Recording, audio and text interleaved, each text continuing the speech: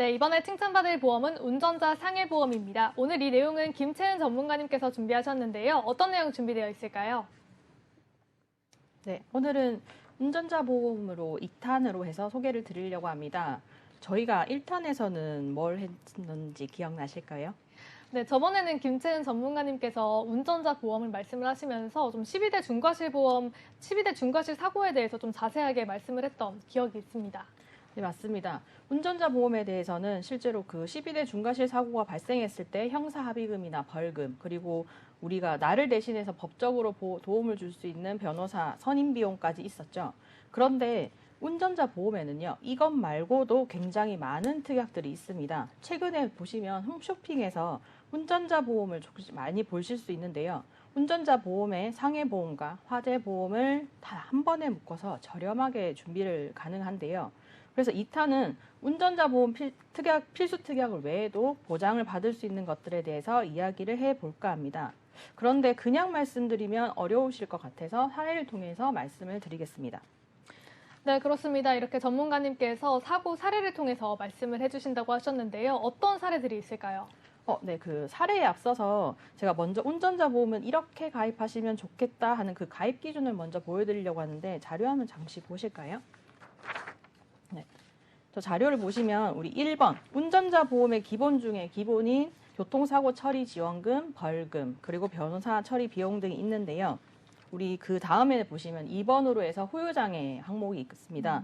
후유장애 옆에 보면은 조금 작은 글씨로 3% 이상이라고 제가 적어놨는데 여기서 3% 이상이 제가 조금 중요하다고 먼저 조금 말씀을 드리고 싶고요.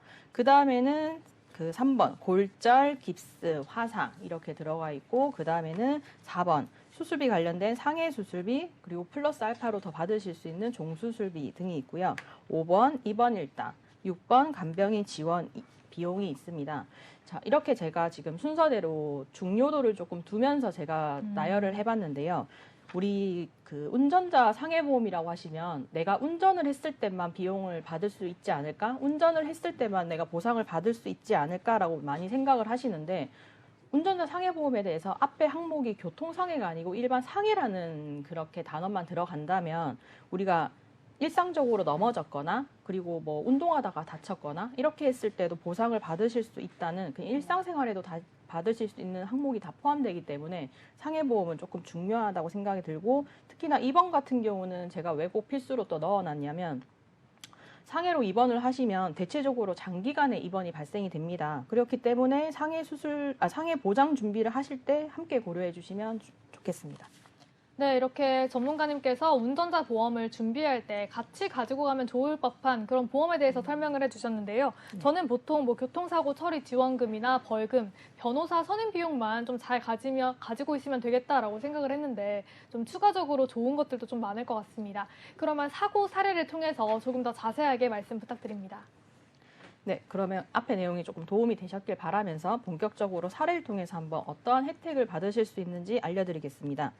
자, 첫 번째로 말씀드릴 사례는 운동을 하시다가 그 전방 십자인대가 파열이 되어서 수술을 하신 사례입니다. 혹시 이런 사례의 경우에는 몇 번 항목이 보상을 받으실 수 있는지 한번 아실 수 있을까요?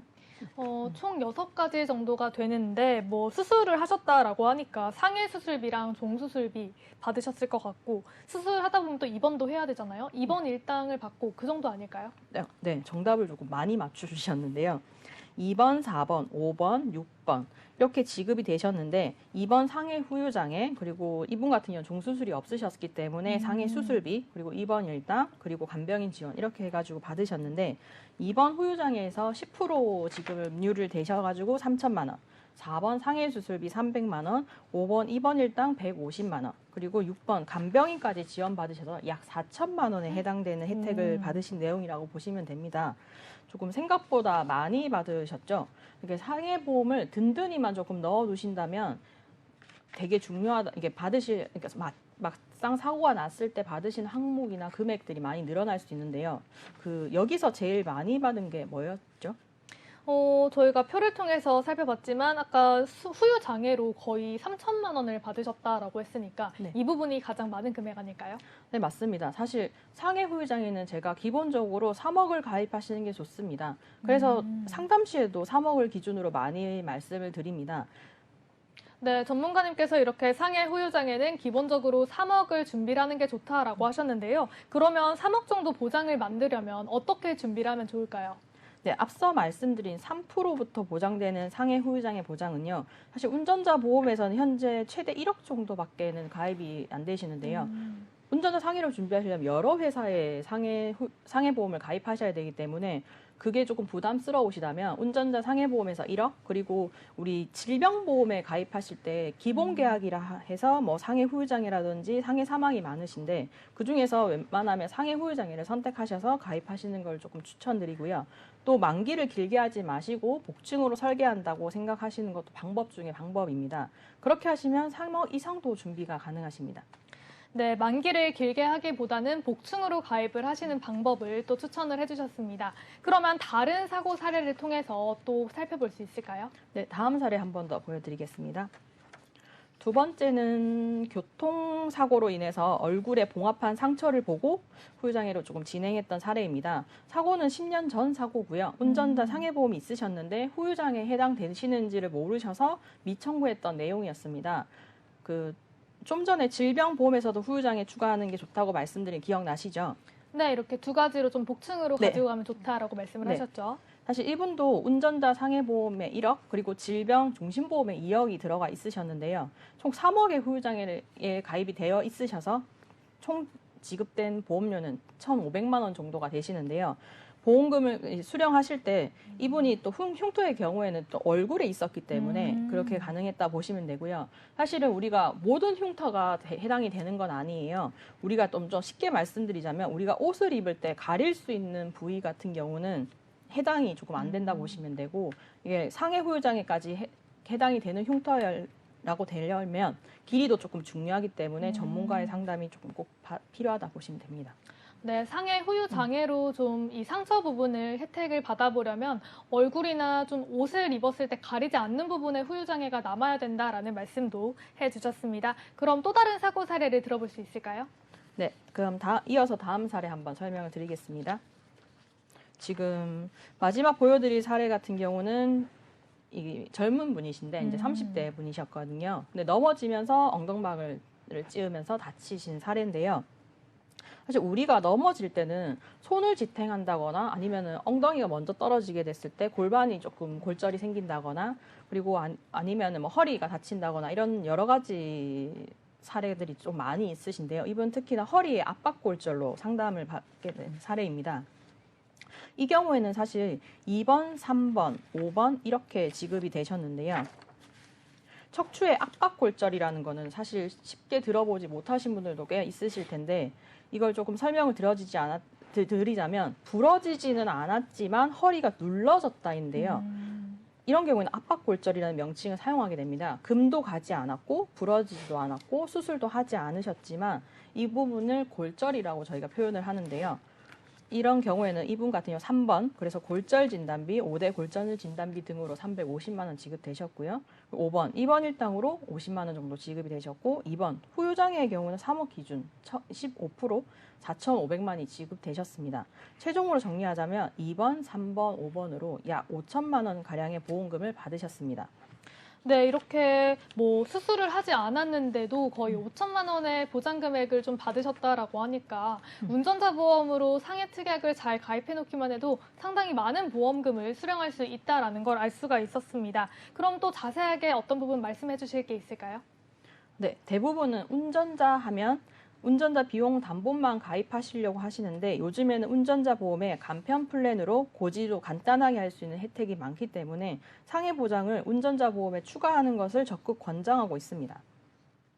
네, 그렇습니다. 보통은 이렇게 운전을 하다가 다친 경우가 아니라면 운전자 보험으로 가입했던 특약들에서는 보장을 받지 못한다라고 생각을 하시는 분들이 많을 것 같은데요. 오늘 김채은 전문가님과의 얘기를 통해서 운전자 보험으로 넣은 상해 특약도 꼭 운전하다가 다친 게 아니라 일상생활에서 다치는 그런 부분도 보장을 받을 수 있다라는 부분을 알 수가 있었습니다. 그럼 마지막으로 전문가님께서 오늘 운전자 보험에 대해서 정리를 해주실 수 있을까요?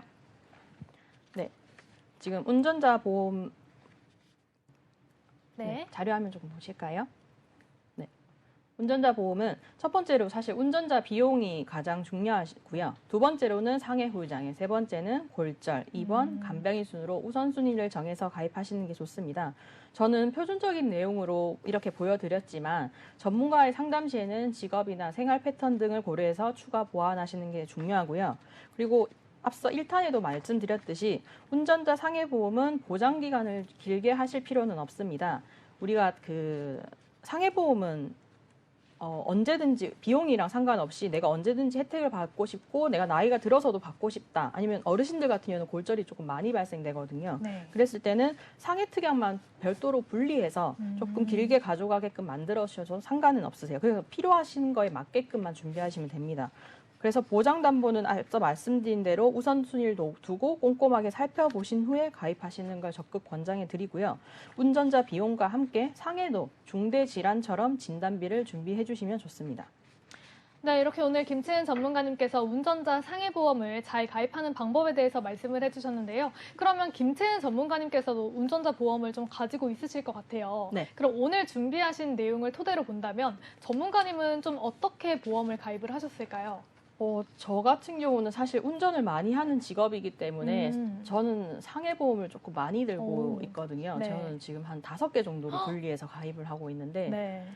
비용 담보만 별도로 분리하고 그리고 상해 후유장애만 담보로 분리했고 그리고 후유장애 그 수술이라든지 골절, 깁스, 화상 이런 거에 대해서도 조금 보완을 하듯이 가입을 또 했었고 그리고 저 같은 경우는 일을 하다가 교통사고가 났을 때는 입원을 하게 되면 저의 그 생활비라든지 이런 부분이 리스크가 발생할 수 있기 때문에 교통사고 입원이라든지 상해 입원, 간병인 이런 거를 같이 보완하면서 5개를 가입하면서 조금 그 각각의 특약을 그 특색을 두면서 가입을 했다고 보시면 될 것 같아요. 네, 그렇습니다. 이렇게 좀 다양하게 좀 가입을 하셨다라는 말씀을 해주셨는데요. 그러면 실제로 좀 보장을 받으셨던 사례도 있을까요?